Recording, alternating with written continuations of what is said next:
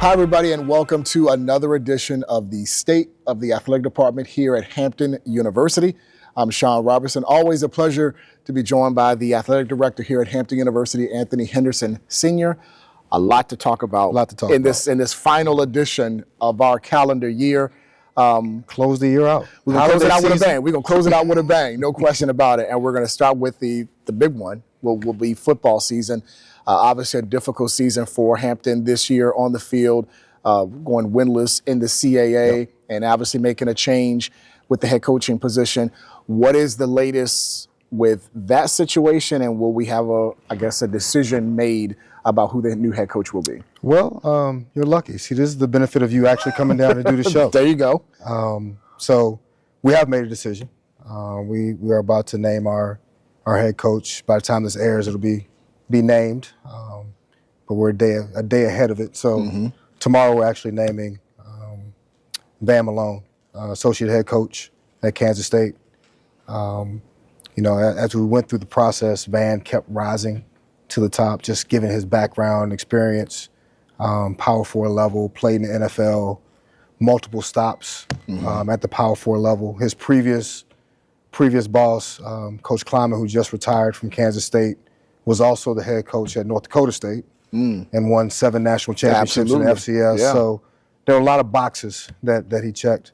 But we're excited. We're excited about him getting here. We're excited about the state of the program moving forward, and just ready to get started with the new era. How big was his background coaching at a Power 4, his assistant stops at a Power 4 program, and also playing at a Power 4 program, I can say that right, at Texas, and also in the NFL? Yeah, it was huge. As you may have noticed with me with our recent head coaching hires, especially in our high-profile sports, we wanted to elevate the profile of the university, one, and also elevate the department. So as we talk about moving forward and the types of coaches that we go after, we talked a little bit about it earlier when we were sitting down chatting a little bit. We swing for the fences and see if you're either going to hit a home run or you may strike out, but you never know unless you swing. So, as we were looking for what the profile looked like, what we were looking for, we started at that level, similar to what we did for basketball. Right. Going with, Ivan coming from high major, Tamisha coming from Power 4 level. So that's what we started with the football search, and luckily we ended up with a guy who fit and checked all the boxes that we were looking for. Seemed like exciting times are expected for Coach Malone at Hampton University, and looking at that schedule, which is going to be fully released in mid-December, but by the time this airs, it'll be probably be already out. One game that probably stands out is the big revenue game you're going to have against Maryland, Coach Loxley up there in College Park. Yeah, absolutely. And my former teammate who's on staff, assistant coach Latrell Scott. Yeah. That's one of the things that I wanted to do when we came in. We always talk about the investment in football. Of course, the university is going to invest in football, but the reason you play these games is so you can reinvest that money back into the football program. So this will be the first time we've ever played a Power 4 opponent, and it won't be the last. We're scheduled Power 4 opponents out through the next 3 to 4 years. We got Maryland this year. Next year is Georgia Tech. Year after that is ODU, right across the bridge. That's right. And working on 2029 right now, which will be another game that will be not too far from here.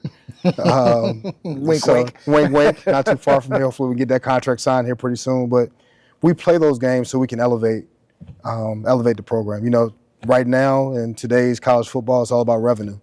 So whether it's revenue to put in your operational budget, whether it's revenue to pay players, you need to generate more revenue. So those games are important to us as we move forward to be competitive and be successful in the CAA. Now, you mentioned that next year's game against Maryland will be the first against a Power 4 in school history. Why now? Why start it now?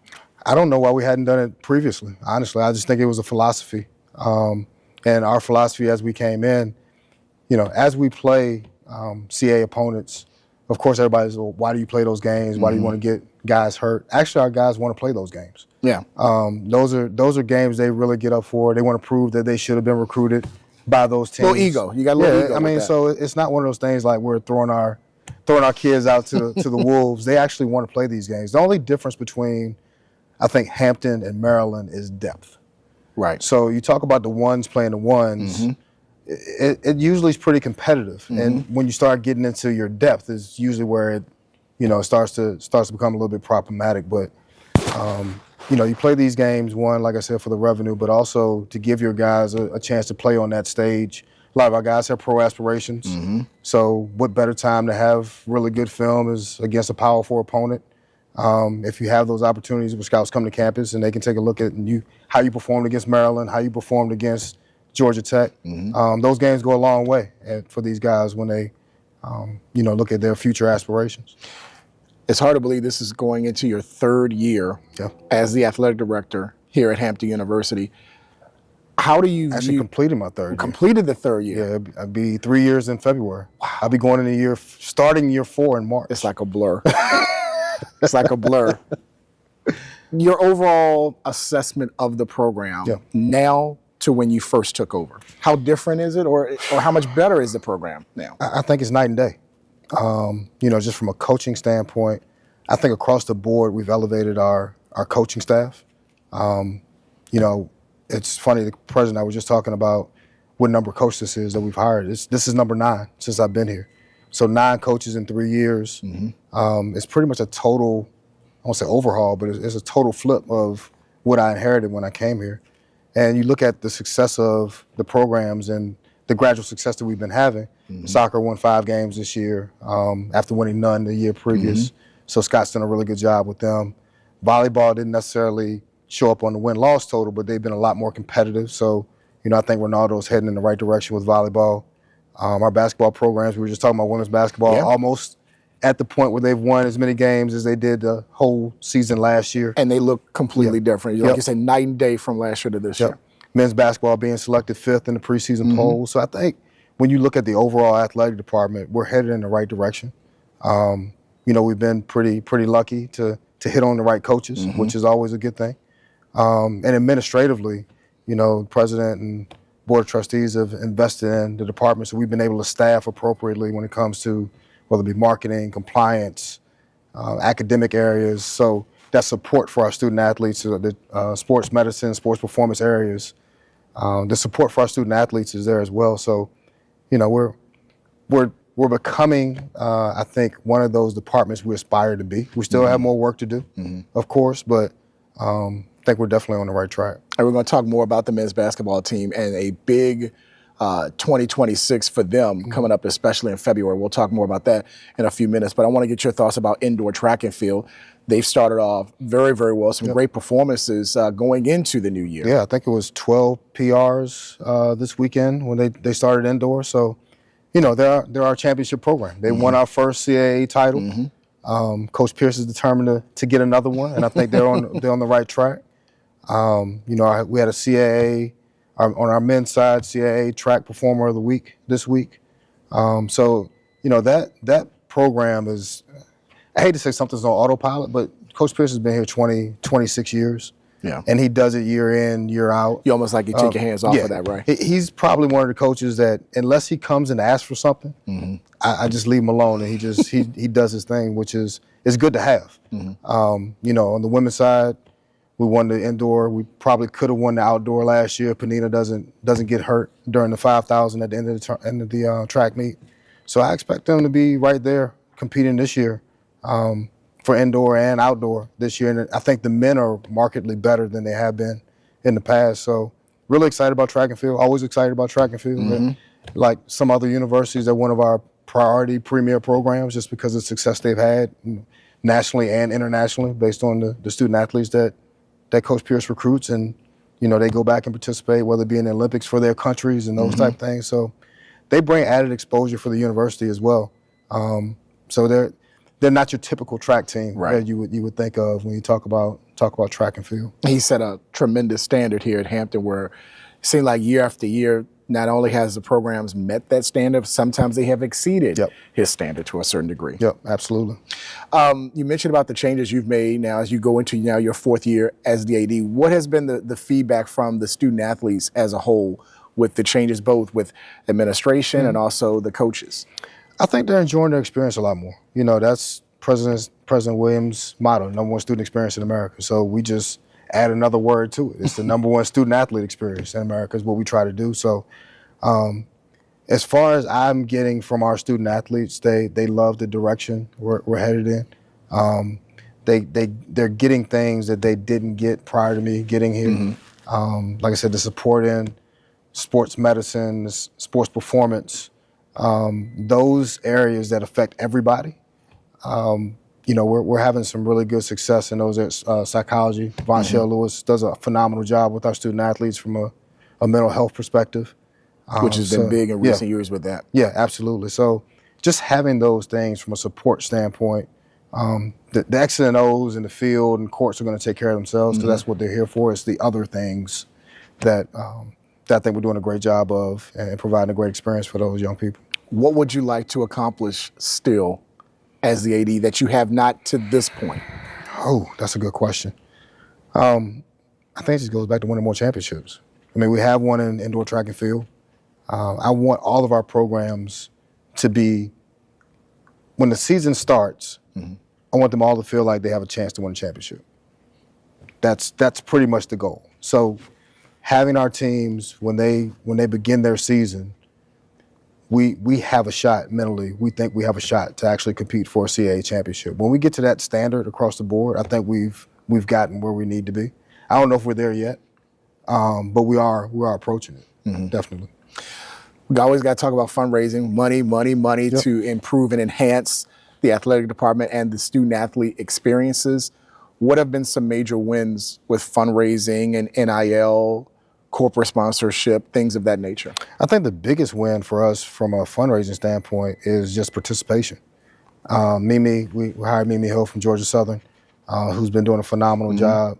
So our Pirate Leadership Society, which is donors $25,000 and above, which you can break up over 5 years, so $5,000 a year over 5 years.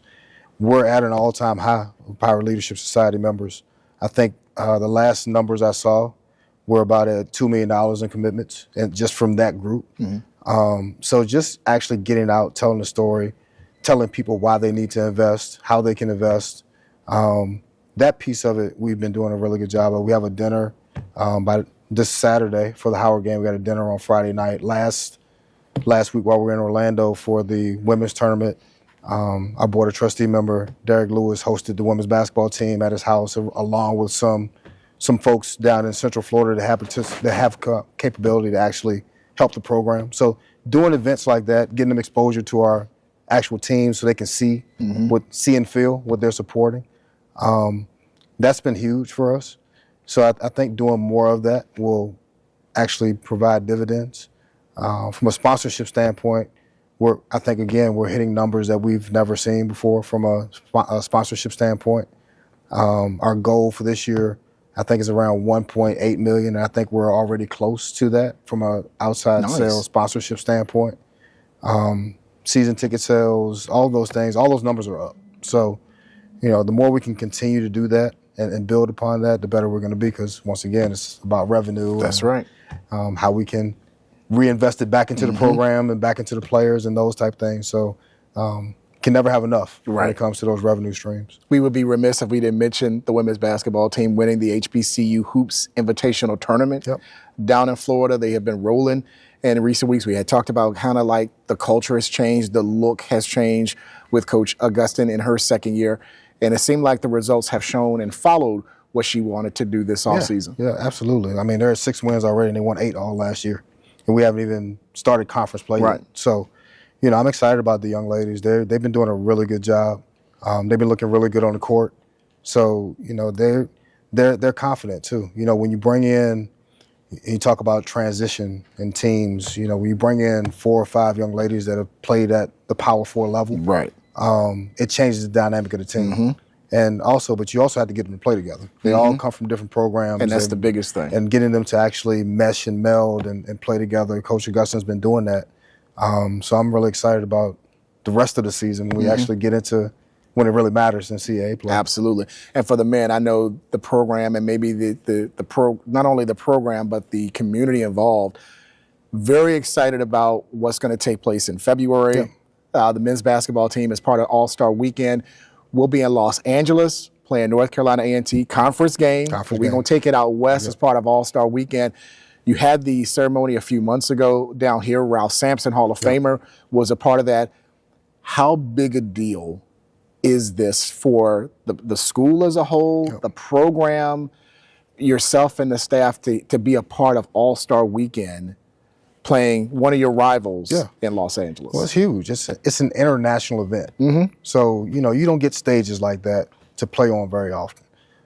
So to be able to expose people to not only Hampton Athletics and our men's basketball program, just the university at large, to be able to go out and play in LA, to give our young men an opportunity to pretty much be around the guys that they idolize and see all the time on TV. It's great. I mean, we're going to be out there for almost 4 or 5, almost 6 days. Between playing the game, actually going to the All-Star festivities, going to the All-Star game. I was going to ask, would you be able to do all of that too? So the team has access to the All-Star game on Sunday. We're going to take a red eye back right after the game because we still play that Thursday against Stony Brook. So trying to get back to make sure we stay in our schedule. But, it's an unbelievable opportunity. It's just a once-in-a-lifetime thing for the guys. So we wanted to make sure that we take every advantage of everything that's going to be provided. So it's going to be a good time. Man, they could take that experience with them for the rest of their lives and say, we played on the court with the greatest players in the world on that weekend and get a chance to see them do their thing that weekend. Absolutely. It's going to be great. That's in mid-February, again, All-Star Weekend. Hampton and North Carolina A&T. That will be, I think, on TNT, I believe, or NBC. One of them. So whatever the NBA. Yeah. I don't even know what the NBA. It's all fractured. They've all changed it up. But it'll be on a national. It will be on a national stage, like you say, an international opportunity for you guys. Before we talk about our last subject, I want to mention you mentioned fundraising and what we have above us. Our new jumbotron. I mean, we're in the Combo Center, and we hadn't even touched on it. We've made some upgrades. We made some upgrades. That was one of the things we talk about elevating our basketball program. Anybody that's been to the Convocation Center the last couple of years knew the one major upgrade that we needed to do was our video board operation. So fortunate enough, we found the funds at the university to get that done this year, and it's made a tremendous difference already just from a fan engagement standpoint for the few games we've had already. So.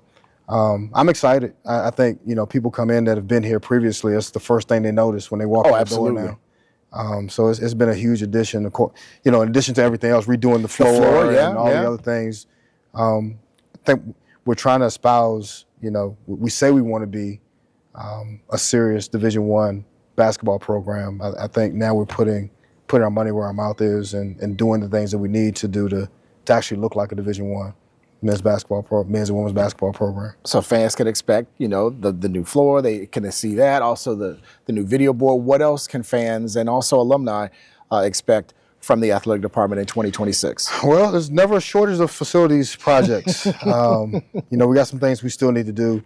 Football field needs to be replaced. Turf needs to be replaced. The track needs to be replaced. So we're hoping to hopefully get those done this summer. In time for next season. So those things are in the works right now. We're finishing up our facilities master plan. We have a company, Populous, that's working. And fortunately enough, and I've never been at a university where it's timed, it's synced up like this. The university's doing their university master plan, facilities master plan.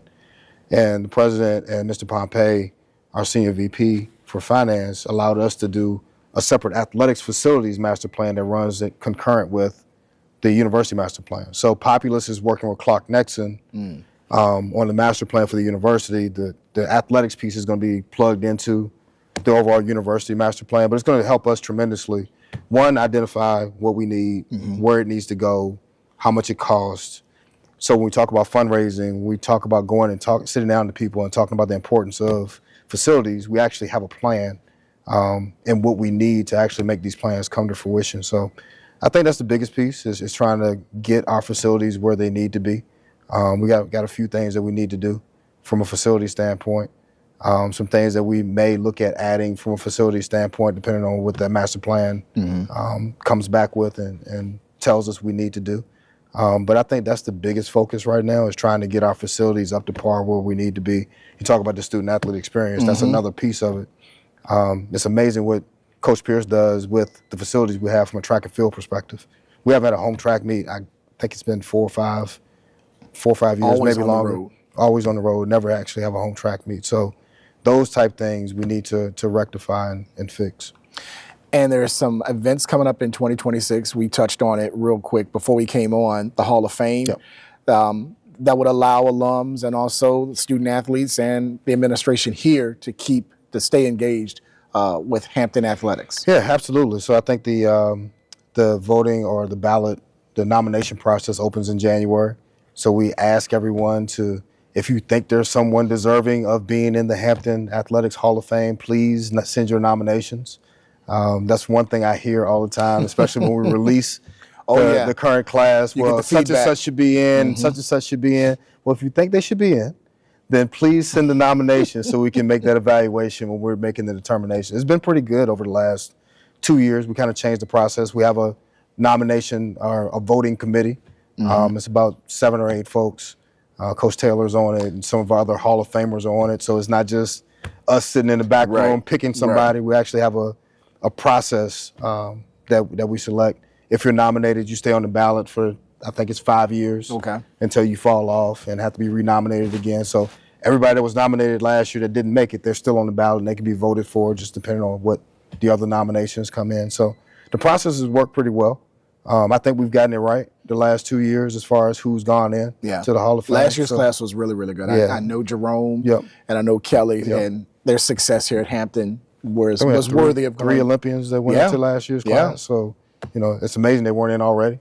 But they're in now. But that shows the process is working. So get your nominations in, and then we'll definitely address those when I think it ends. You got 4 months. I think it's January to April that you can get your nominations in, and then we go through the selection process. And the Hall of Fame is always the first football game, alumni weekend, first football home weekend. So that's the biggest way that we can get folks engaged and making sure we're doing things right and putting the right people in. And we'll talk more about that the next time we get together in 2026. This is fun. This has been fun. We'll do it again. It always goes by so quick. I know. We have all of these topics and we can get them all in. And then before you know it, it's like, boom, we'll do it again sometime in late March before Final Four. Yep, absolutely. Sounds good. Always a pleasure. Happy holidays to you and the family. And happy holidays to you and yours for watching. And again, we will get together in late March, early April to talk about what took place in basketball season and get ready for the spring and also with the fall with the new head football coach as he gets ready for his first season here at Hampton University. For everybody associated here at Hampton, I'm Sean Robertson. Thanks so much for joining us, and we'll talk to you again in 2026.